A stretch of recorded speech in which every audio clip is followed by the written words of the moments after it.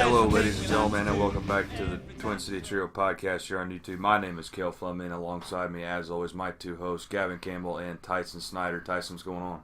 Not much. What's going on with you? Oh, I woke up a little late, but we're getting there. Gav, how's it going? It's going good. Ready to get started. That's what I like to hear. So on today's rundown, we have a little bit of Illini basketball, some NFL Thursday night football, some NHL standings and points leader, as well as the NBA, and a little bit on the MLB. Not much. The hot stove is heating up, so it's going to get interesting here this winter. But first, we're going to start it off today with the Illini men's basketball team and their loss to Notre Dame, 76-74. One highlight of the game I want to talk about is that Aaron Jordan had 23 points, and he was 2 for 3 from the three-point line and 11 for 11 from the free throw line. So that dude got fouled a lot, and he converted. So that's huge, especially in college basketball, where free throws are going to make you or break you. Whereas the next level, they're not near as important. I don't think we would have won that game though if it wasn't for Trent Frazier. He missed the last second buzzer beater, but I can't be upset with him because if there's nobody I would rather take that shot than him. I'm confident in him as well, but I would rather have Trent take that shot just because he's a proven shot maker. What did you guys think of the loss to Notre Dame though? Well, they lost to a 5-1 Notre Dame team that is on the bubble of being ranked. So it's, again, not a bad loss, but they're coming so close and just not being able to pull it out in a lot of these games. So I thought it was a good game. It was fun to watch. Still put up a lot of points. The offense looked really good. The defense looked pretty good. But still just coming up short. And a lot of that, I think, has to do with just the youth and inexperience. So a lot of that will start to fade away as the season progresses. But Michael Jordan said he's been trusted with that last shot more times than he can count, and he's missed it more times than he can count. And that's why he succeeds. So Trent missing that big shot, that's not a big deal. He's going to get that opportunity a lot, and he's going to make it a lot, and he's going to miss it a lot. So it happens. I'm not mad at Trent or anything. It was a good shot. I don't want anyone else taking it. So, like he said, but yeah, I thought it was a pretty good game. The only critique I would have of Trent Frazier is that up until that last shot, he was 0 of 5 from the three-point line. So, I mean, would I have rather taken Jordan on the shot? Probably, but I understand why they gave it to him. We've been talking about it all season, and I know that Cale has been preaching this as Frazier is the leader of this team, so that's who you want the ball to go to in that kind of situation, that scenario. But I think ultimately, and then again, I'm not the coach. I don't coach college basketball, but I think Jordan should have taken the last shot in my eyes. But you can't fault him for it. I mean, if he hits it, then he's a hometown hero. He beat Notre Dame at Notre Dame. That's hard to do. Like you said, this is a really good team on the bubble of being ranked. One other guy I want to talk about, though, is Georgie B. I think his 22 points got overshadowed by Jordan and how well he played in that game. Also coming up with 6 rebounds. And he also hit a three-pointer. Again, I think he's hit a three-pointer in 5 of the 6 games he's played in this season, which is really nice to see. So I think that he should deserve a little bit more love than people are wanting to give him. But other than that, no, I thought it was an overall good performance. Like you guys said, you hit it on the head. It just sucks to come up this short against a really good team. We got a 6-1 Nebraska team on Sunday out there in Lincoln. After that, we come home on December 5th for a number 16 Ohio State team. So we're going to kick off Big Ten play with 2 very difficult Big Ten teams. Going out to Lincoln, Nebraska plays very well, especially at home. They travel well, just like every other team in the Big Ten. So that being said, our first Big Ten game being against Nebraska is going to be a big test. It's going to be their biggest game so far besides the Gonzaga game. But that was too early in my opinion. Now that we've had, 7 games under our belt now, we should be pretty comfortable when it comes to playing on the road. And then we got to come home on Wednesday the 5th, turn right around and play number 16 Ohio State, who's 6-1 as well.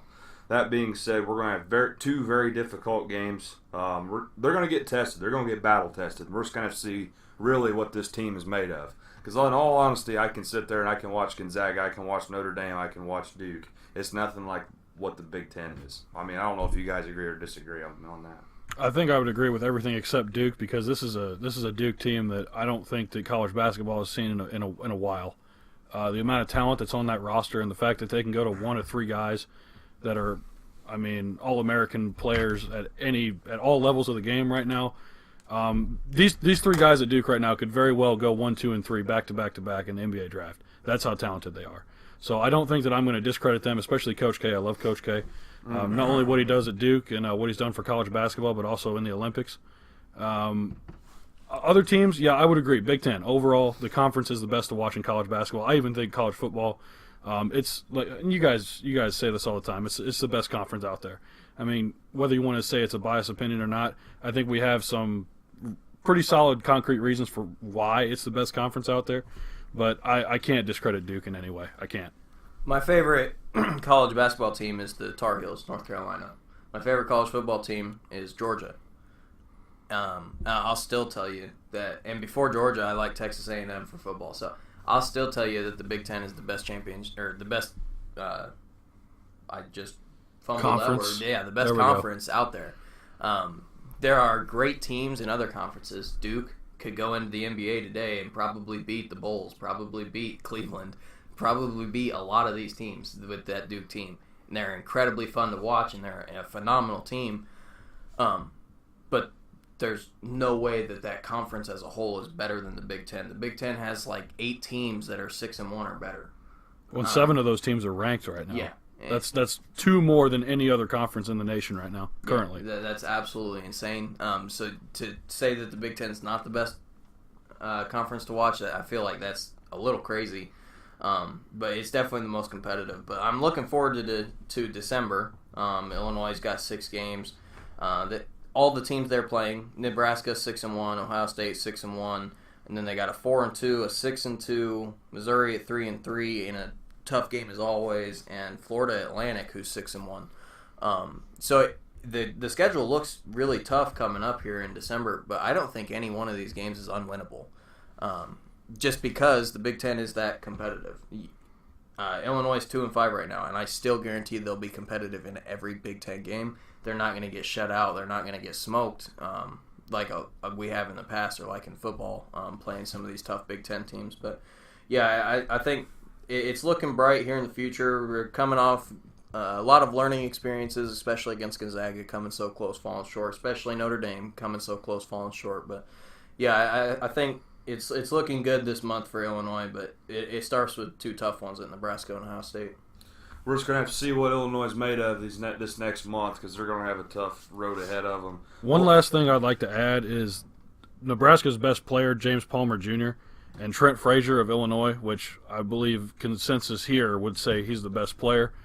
They're pretty, I don't even know, similar, I would say, in their play style. Trent averaging 16 points a game, Palmer Jr. averaging 17 points a game. They both shoot 41% from the floor, and Trent Frazier shoots 80% from the free throw line. Palmer Jr. 77%. Man, so as long as the rest of the team can follow those 2 guys, I think it should be really competitive, and it's going to be a battle of whose supporting cast is better than the other in this game against Nebraska. Well, I'm going to end it on this. I'm going to say one last thing. It's going to have to be Io. Io's really going to have to step up, and that's saying something out of a freshman. He played really poorly against Notre Dame. We can't have another 2 or 6 point performance at Io. He's here for a reason to score. So. Absolutely. He's here to score. Not only that, he's a playmaker, so he's got to make plays happen. Look at his assists and his rebounds as well. He's the best I would say Frazier could score, but Io's the best all-around player we have on the floor at all times. Yeah. But that being said, Io's going to have to just,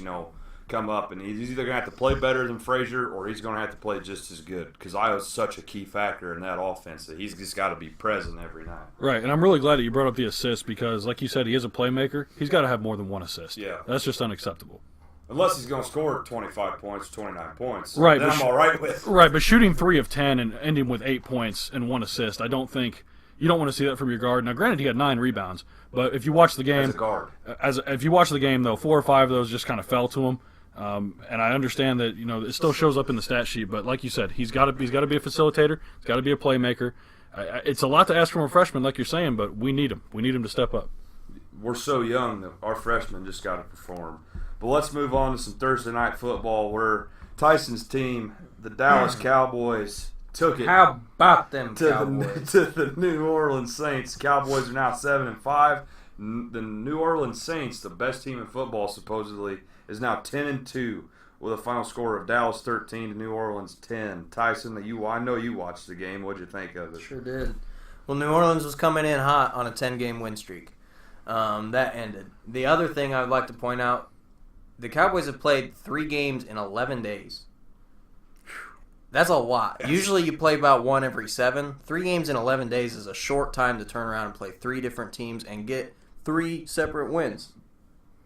So, I think the Cowboys are looking very impressive right now. That defense, I don't even know how to describe it without being vulgar.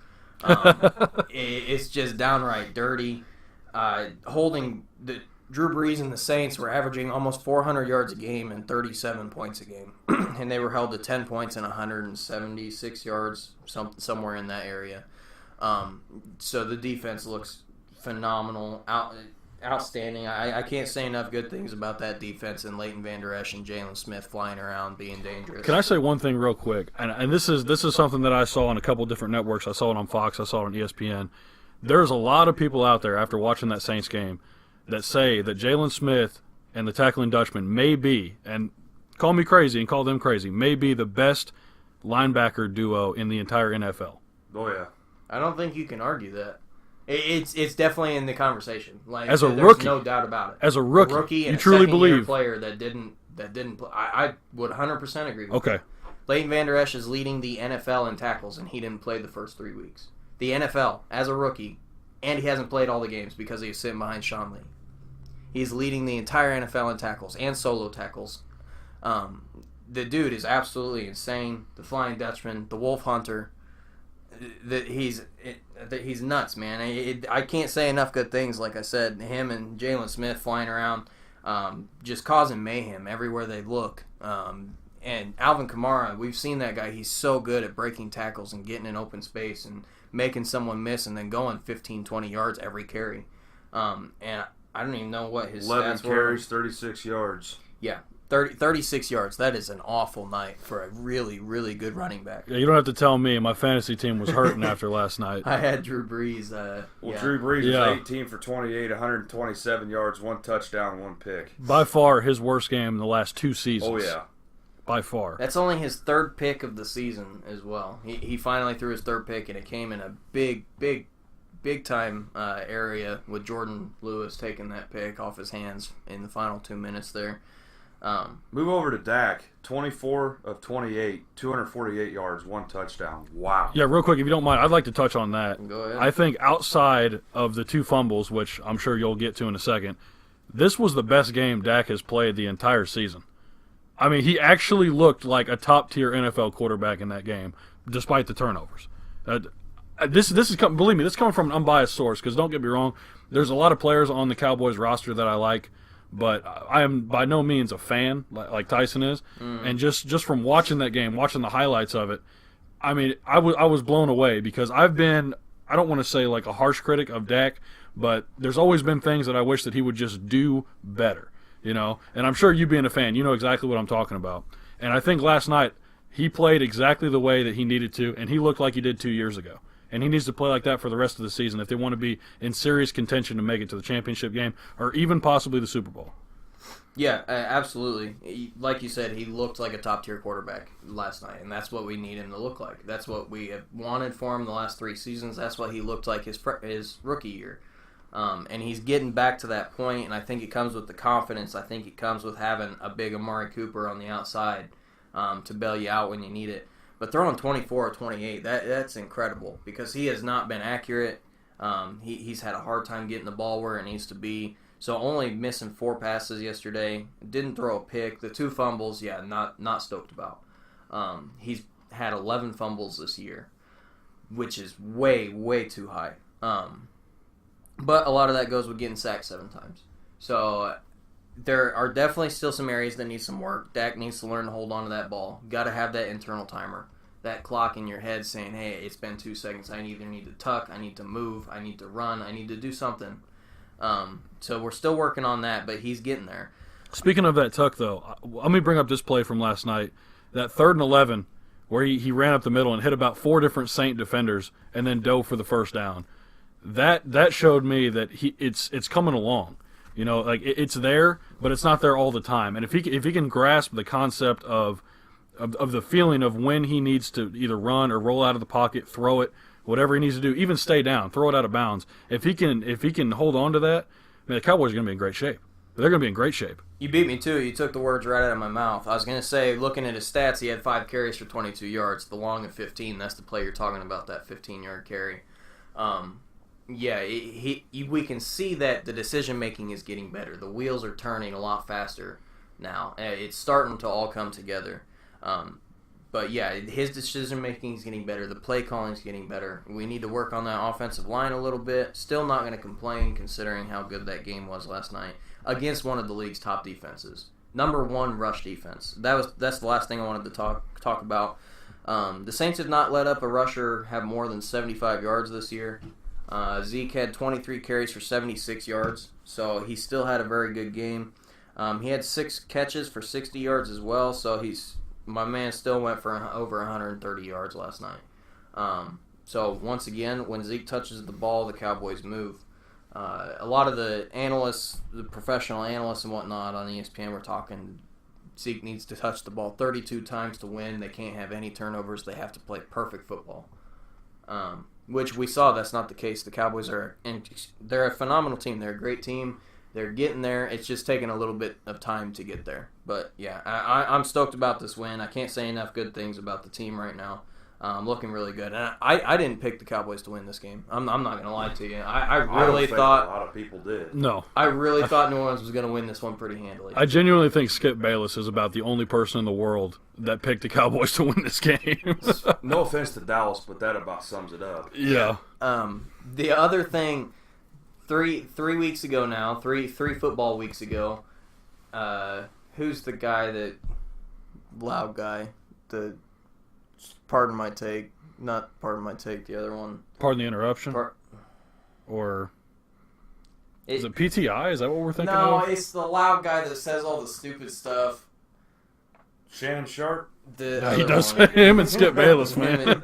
Not Skip and Shannon's show, the other one that Skip came from. Oh, Nick Wright and Chris Carter?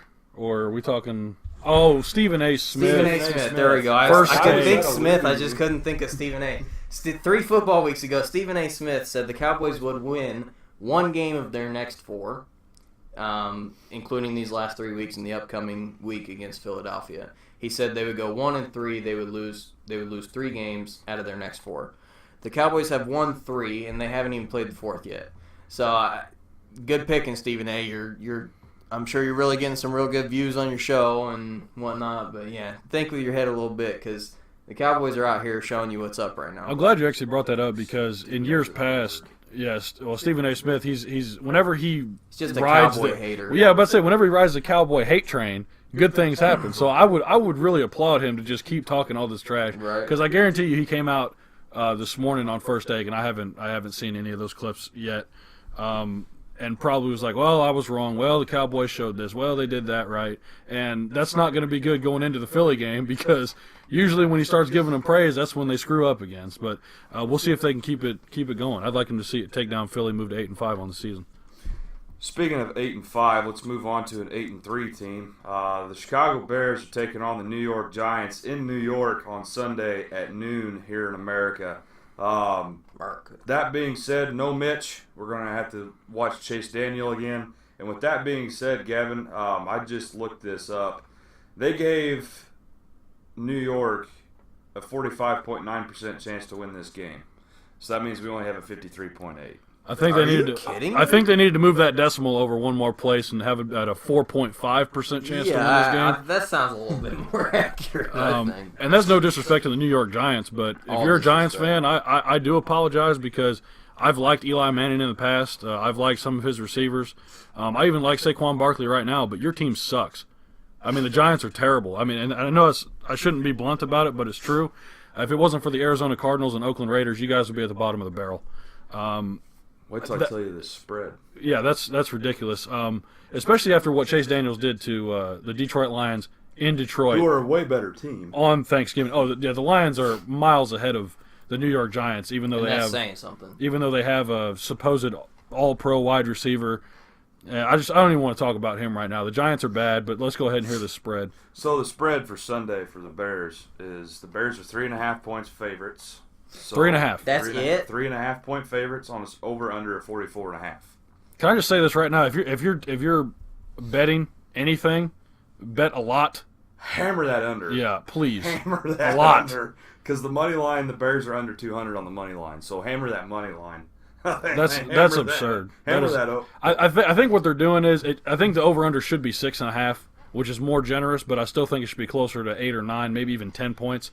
I think because the Giants are at home, even though Chase Daniels already went out and beat Detroit, when they were at home, man, that blows my mind. I'm a little tilted about that. I can't believe that either. I'm still not confident in Chase Daniels, and the Giants are at home, yes, but the Giants are a 3-8 team that are not very good. The best thing about the Giants is Saquon Barkley getting 150 yards a game easy. They're a Graham Gano miracle kick away from being 2-7. Yeah, or 2-9, excuse me. That's ridiculous. That's absolutely. You really think Eli Manning's not going to throw at least 2, probably 3 picks in this game? Well, you got to think our defense is number 1 in pick sixes too, and defensive touchdowns. Exactly. You don't think Eddie Jackson and Adrian Amos and Kyle Fuller are going to be licking their chops to get after Eli Manning? Our secondary's going to have a heyday. I mean, Khalil Mack, Roquan Smith, Eddie Goldman, Hakeem Hicks. Is questionable for this week too. Even then we got Leonard Floyd coming in, and we got. So we still Lynch. got more depth, you know. Yeah, I mean Danny Trevathan. We got all these guys. You're going to tell me that the Giants actually have a chance in hell in winning this game? I figured that. That's assuming that the Giants can even score the ball against this defense, which I don't see happening. I expect Saquon Barkley, if anything, will get 1 breakaway run, and that'll be their only touchdown of the game. That's the only way I can think of it. And there's no other way the Giants will be able to put up points. I see Eli throwing 2 picks. At least. I see Odell having a bad game against that tough secondary. Saquon Barkley, I could even see getting shut down against this defense, against that front. Eli Manning's going to have another fumble on top of those 2 picks, right? At least. There's just not anything they can do against this defense. The offense is not there. The offensive line is awful. Well, and even if Eli doesn't get sacked, if he gets hit, he's going to be shook the entire game. Yep. Yeah. I mean, he's got one of the most fragile minds in football right now. We at the saw his quarterback face position. when they played against the Cowboys when he was getting hit. Right. He didn't like it. And we know how Bears' defensive line is a right. lot faster than the Cowboys. I was about to say, we know how good the Cowboys' defensive line is, and now you're talking about Chicago. And this isn't me being a homer. I mean, Chicago has the best defense in the NFL.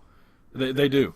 I mean, the Cowboys are either 2 or 3. I mean, it's close, but I don't think that the Bears' defense... Consistently, the Bears' defense is much better. That performance last night from the Cowboys was the greatest performance we'll see all season. Yeah, so far. If there is a better one. Consistently, the Bears have had the best defense, no question. All right, I don't think I have too much more to say about it. The Bears should win. Hit you up a little bit. Yeah, a little bit. Chase Daniels is going to throw at least 2 more touchdowns. Whether he wants to throw an interception or not is yet to be seen. I think Matt Nagy's just going to hand him the reins and say, "Go get us a W." So I'm looking forward to it. Yeah, I was. When you put in the lineup, can Daniel get it done for a second consecutive week? I was immediately skeptical.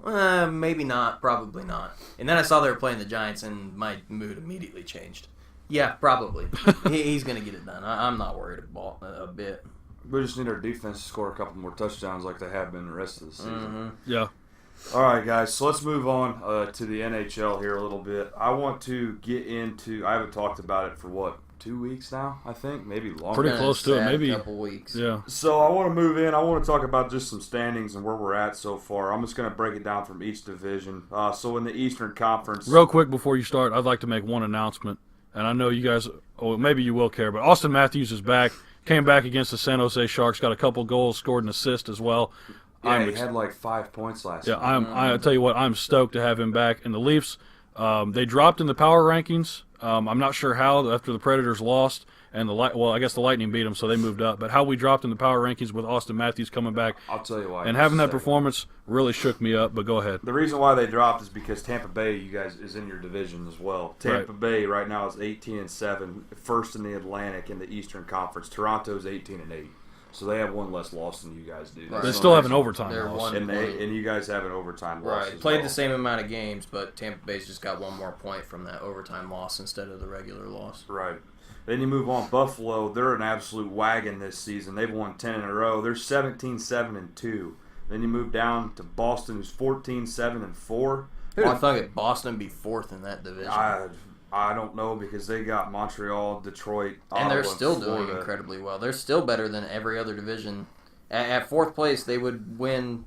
They would be tied for first in the Metropolitan. They'd be winning the Pacific, and they'd be third, which really close to the top of the Central in the Western. So yeah, that whole side of the division is looking really stout. I'd have never thought that Montreal would be 11-9. To be real honest with you, they're 11-9-5. Detroit 11-11-3 start falling down. Ottawa 11-12-3, and then the Florida Panthers are dead last in the Atlantic Division at 9-10-4.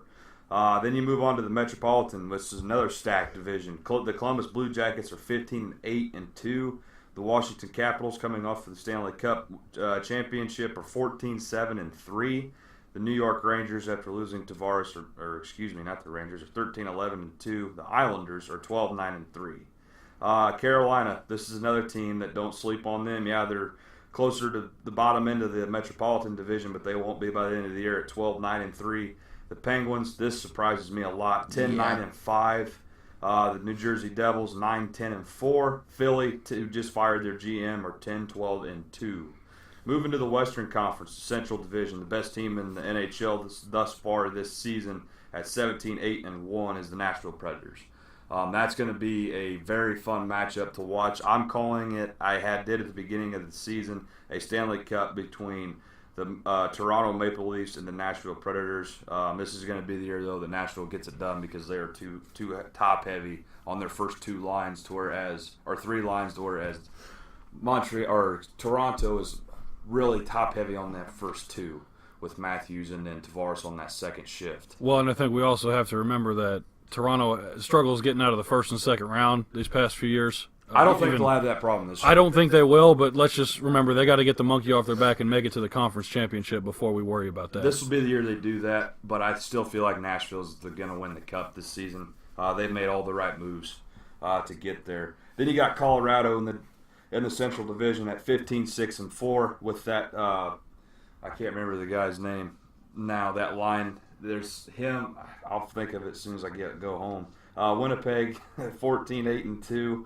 Another strong team, made the playoffs last year. Another Cup contender. Minnesota 14-9-2. Dallas 13-10-3. This one really hurts me to say. Chicago 9-12-5, and then rounding out the Central Division is the 8-12-3 St. Louis Blues. On top of the Blues. Yeah, that's all that matters as long as we can beat St. Louis. Moving on to the Pacific Division, Calgary, another team I didn't think was going to be this good.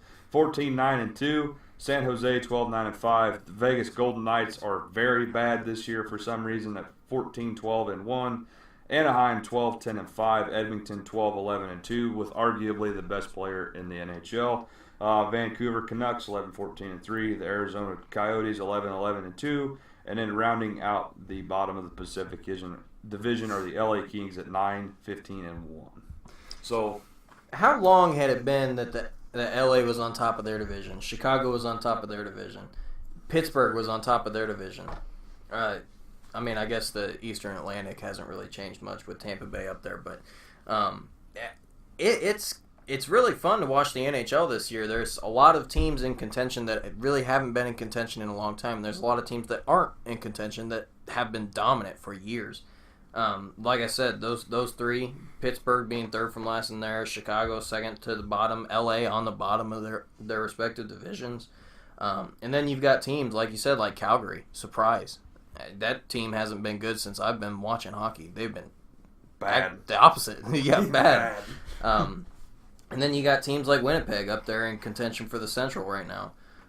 And San Jose, they've always been decent, but they never go anywhere. So having them up there on the top, Toronto, the Maple Leafs being up there, Columbus, the Blue Jackets, the Rangers. Hey, a lot of these teams the Rangers are always decent, but a lot of these teams coming out of nowhere kind of and making the NHL a lot of fun to watch this year. Absolutely. If you look at it, going back to when me and you were in high school, it was always in the Western Division, Chicago or St. Louis on top, and then Minnesota.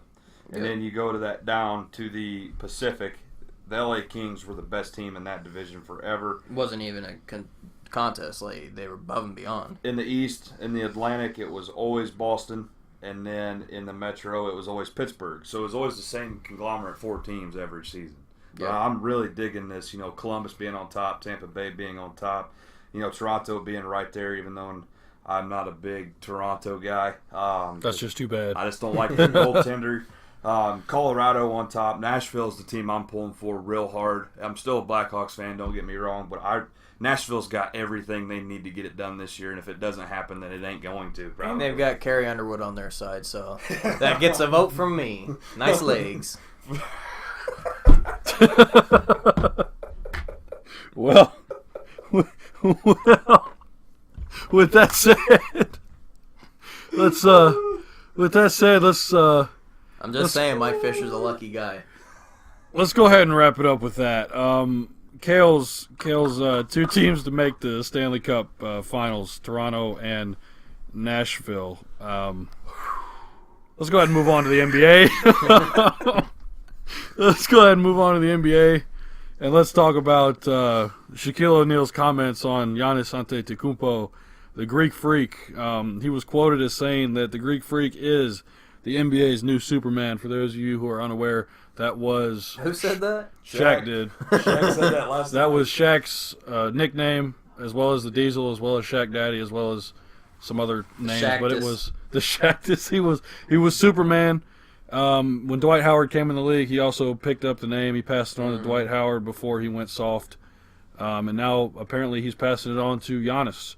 What are you guys' thoughts on this in the Milwaukee Bucks?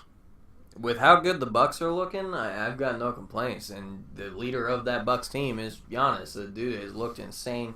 He had to play a couple games ago that it was just absolutely nutty. I can't even remember what he did, but he bounced off 4 guys with 6 spin moves and just laid the ball up, and somehow it went in. And he can dunk over anybody. He looks like Superman out there. Looks like Shaq. He's looking dominant right now.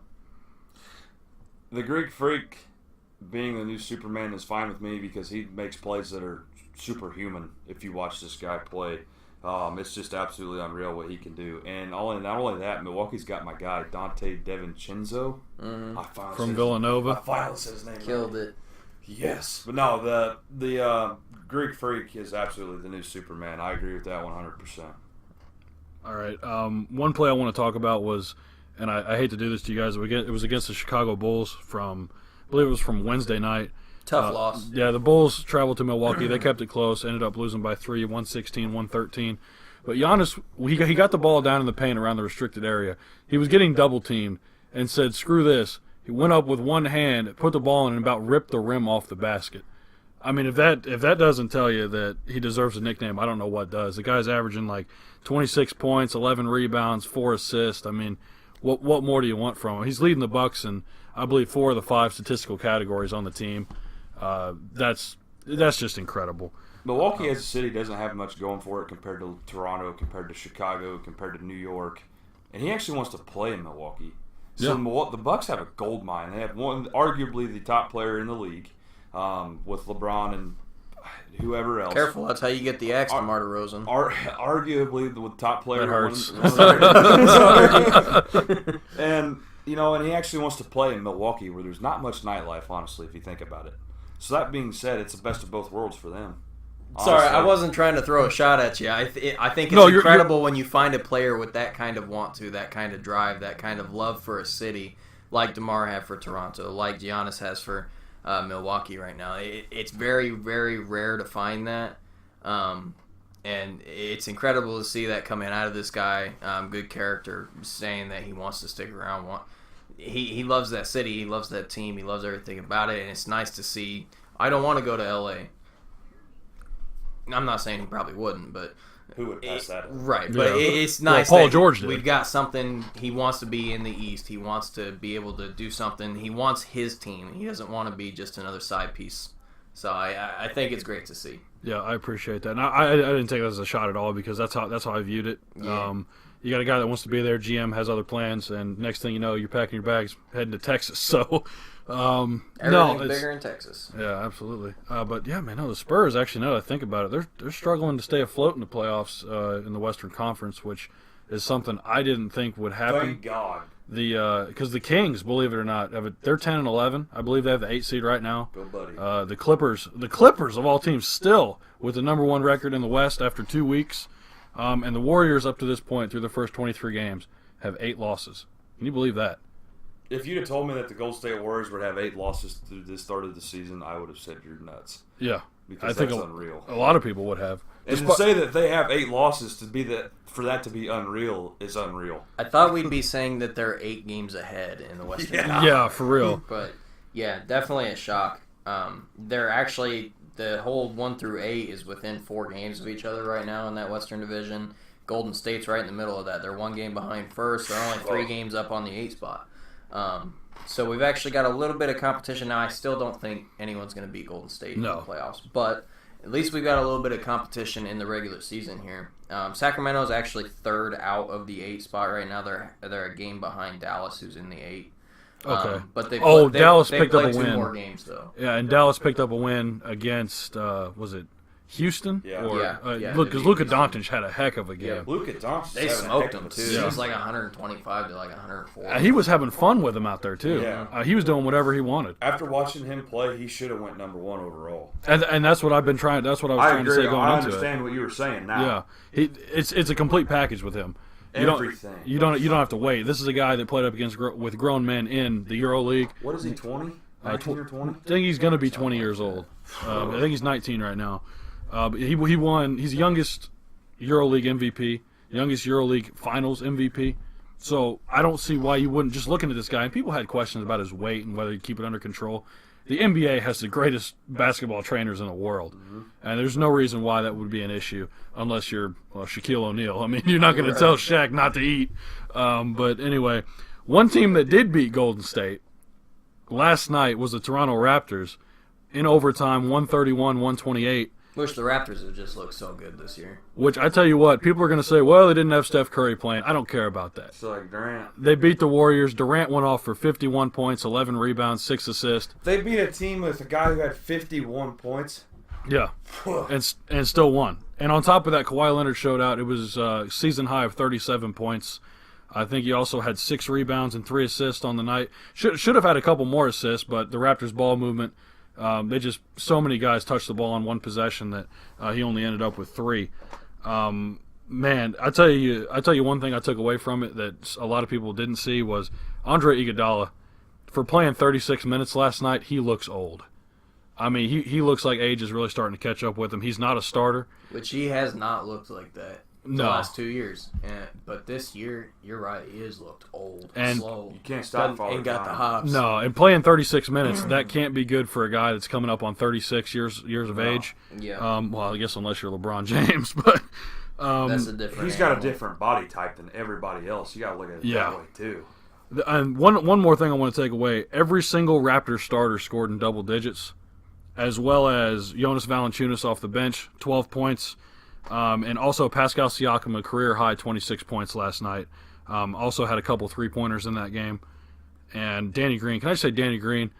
I'm so glad that Masai Ujiri got him from San Antonio in that DeRozan trade. I didn't look too much into it until this game, and then I looked back on it. And the fact that they said, yeah, we'll throw in Danny Green with Kawhi Leonard. Throw him in? You're going to throw in Danny Green, a guy that's been on the all-defensive team, a guy that's shot over 38% from the three-point line his entire career, holds a record for the San Antonio Spurs for three-pointers made in the playoffs. I think we'll take him. And I think after this game, Raptors fans should appreciate him more. I didn't appreciate him as much, probably because I was blinded by rage. Sore over there. Yeah, but I tell you what, I'm happy he's on the squad, and that was a heck of a game last night. Only 3 of the Golden State players had double-digit points that night. But KD still had 51. Yeah, Durant was hogging the ball. KD had 51. Thompson had 23. Jerebko off the bench had 20. Who? Jonas Jerebko. Yeah, he had, I think, 3 or 4 three-pointers last night. He was 3 of 5. He was a piece the Celtics had when Isaiah Thomas was there when they made it to the conference finals against the Cavs. Right. But the rest of their starters combined for 16 points. The rest of the bench combined for 18 points. So they had a little bit of struggles besides for KD. Well, I think they had a game plan, and it was give Durant the ball and get out the way. And it almost worked. But, yeah, other than that, the team is looking spotty, to say the best.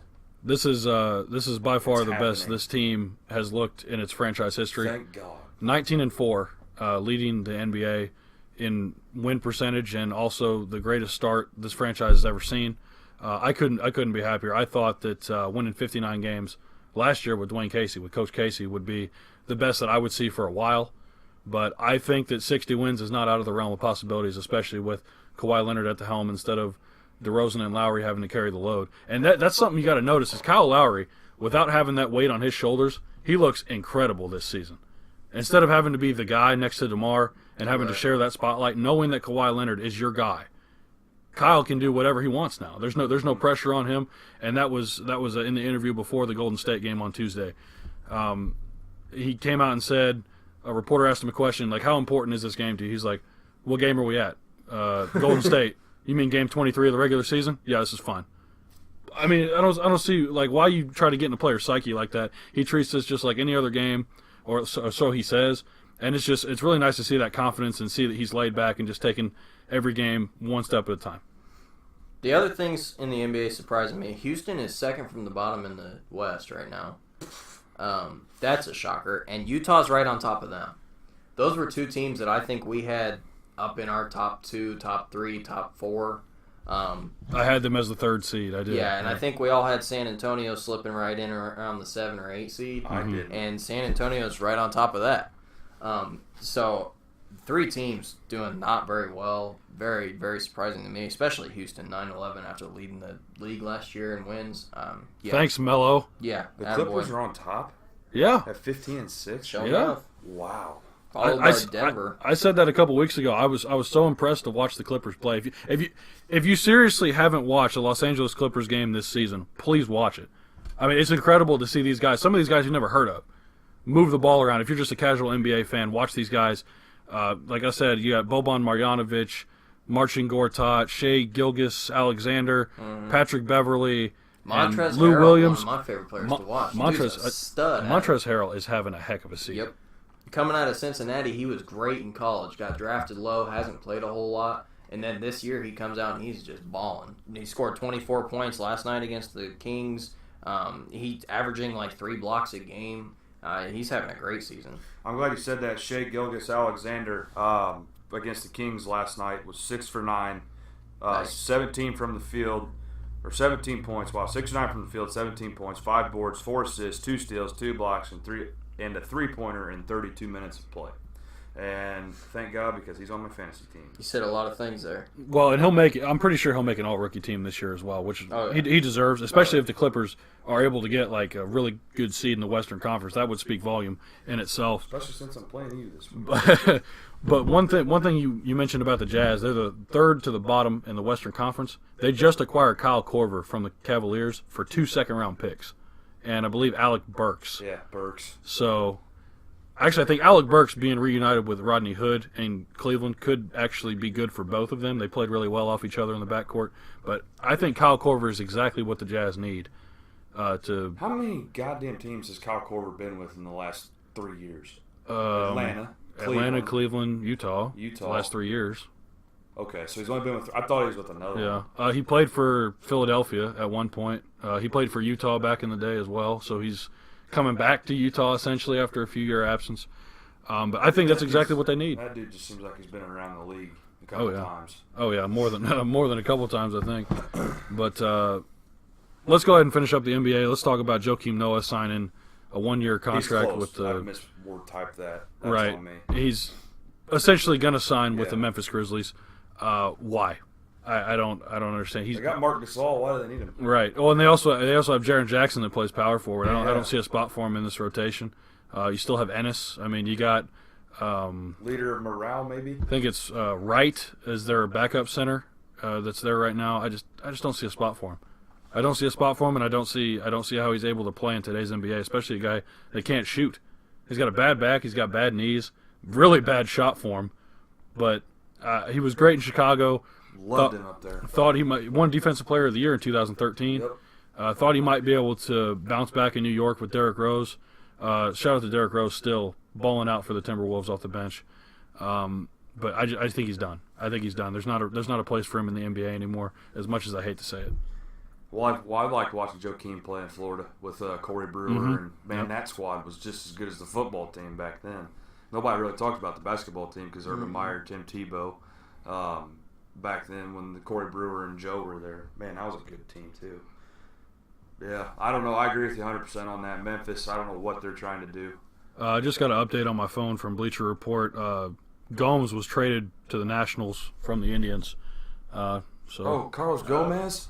There we go. Jan Gomes. Jan Gomes. Jan Gomes? Yeah. What? Traded from Cleveland to Washington. Is Cleveland throwing in the towel? They must be.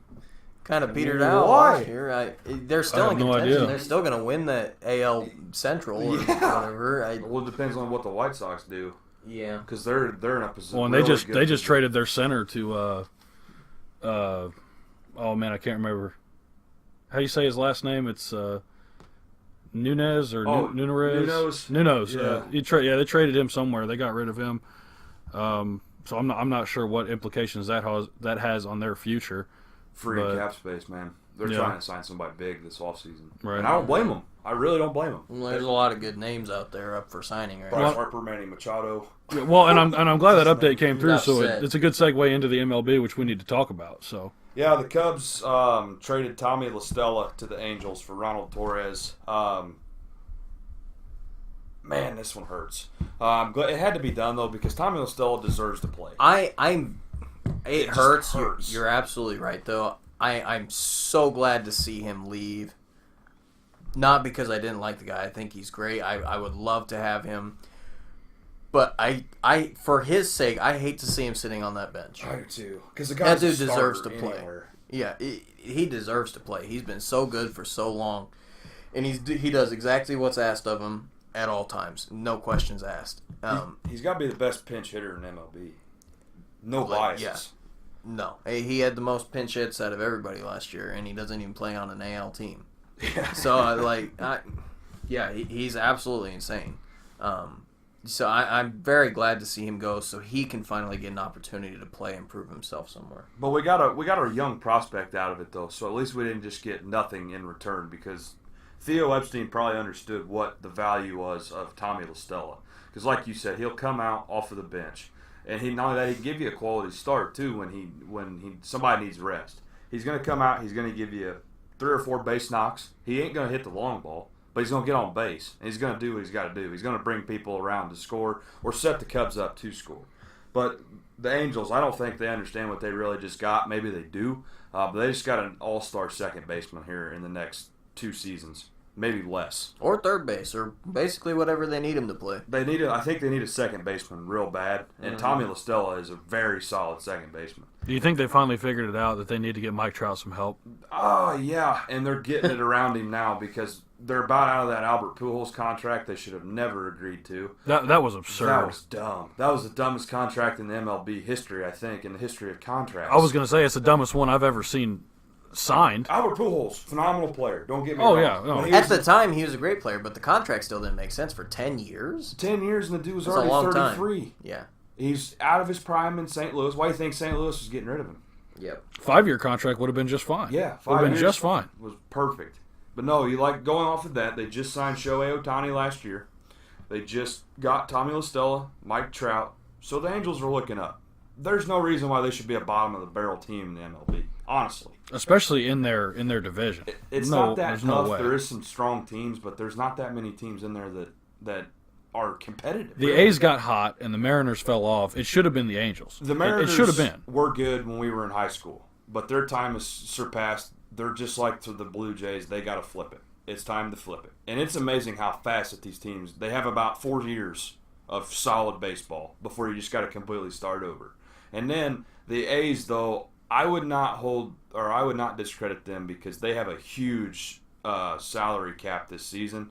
And not only that, they have pretty much the same team returning with a couple key additions in the pitching rotation that they desperately needed that are going to power the A's into the playoffs again this year. They're not going to get in the wild card. They're just going to make it straight in.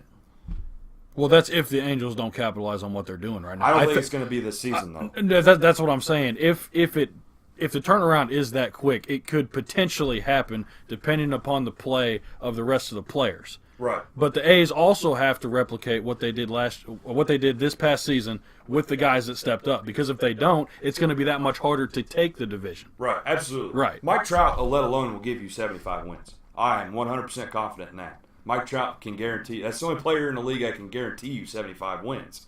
And then you add Shohei Ohtani to that mix. That's probably another 25. He's still in his second year, but we saw what he could do last year, and he was hurt.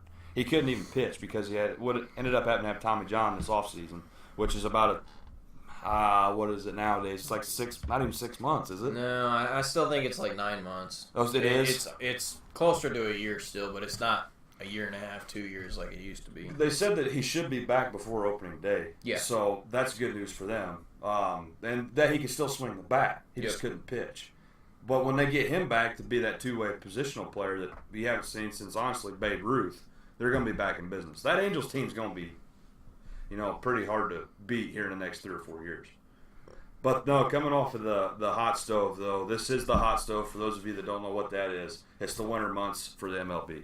The MLB has the best offseason of professional sports because it lasts so long.